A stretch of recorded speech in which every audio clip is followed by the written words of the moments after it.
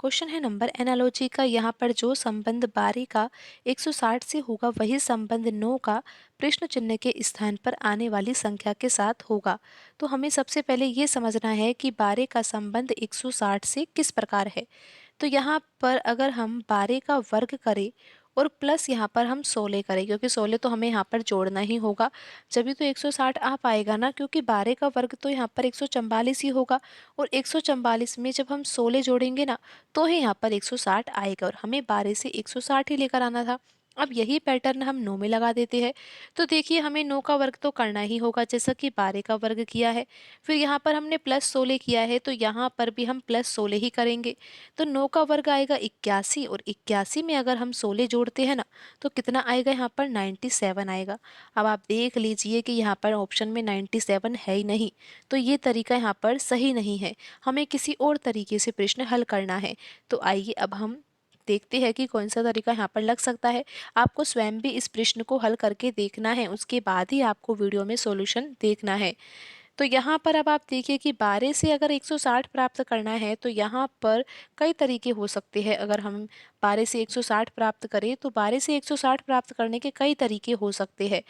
तो आप ये देखिए कि एक तरीका ये भी हो सकता है, जैसा कि आपने अभी पहला तरीका समझा था उसी को आप एक बार ध्यान से देखिए कि जब हम 12 का वर्ग करते हैं तो कितना आता है, 144 आता है। फिर हम क्या सोच रहे थे कि 144 में हम 16 जोड़ेंगे ना तो ही यहाँ पर कितना आ सकता है, 160 आ सकता है। लेकिन जब हम यही पैटर्न 9 में लगाते हैं और हम करते हैं कि 9 का वर्ग और प्लस हम 16 ही कर देते हैं, फिर यहाँ पर 97 आ जाता है। लेकिन हम जरा सा सोचे कि यहाँ पर हमने 16 का ही योग क्यों किया, यानी कि 16 को ही क्यों जोड़ा है, क्योंकि यहाँ पर हम 16 को जोड़ते हैं तो आंसर नहीं आता है और यहाँ पर 16 क्यों जोड़ा है अब हम ये समझते हैं। तो आप ये देखिए कि ऐसा भी तो हो सकता है ना कि जो ये 144 यहाँ पर 12 का वर्ग आया है और 144 के तीनों अंकों को अगर हम इस प्रकार लिख दे और यहाँ पर मल्टीप्लाई का चिन्ह बना दे तो यहाँ पर अब आप देख सकते हो कि यहाँ पर 16 ही आएगा। यानी कि यहाँ पर अंकों का अगर हम गुणा करेंगे ना तो यहाँ पर गुणनफल 16 आएगा, इसीलिए यहाँ पर 16 जोड़ा गया है। अब हम ऐसा सोच रहे हैं कि यही पैटर्न हम यहाँ पर 9 में लगाकर देख ही लेते हैं, क्या पता आंसर ही आ जाए। तो करना क्या है ये तो आपको पता है कि 9 का वर्ग तो हम करेंगे ही, जिससे कि 81 आ जाएगा। लेकिन अब गलती ये नहीं करनी कि यहाँ पर जैसा कि पहले हमने 16 ही जोड़ दिया था 81 में, अब हम 16 नहीं जोड़ेंगे।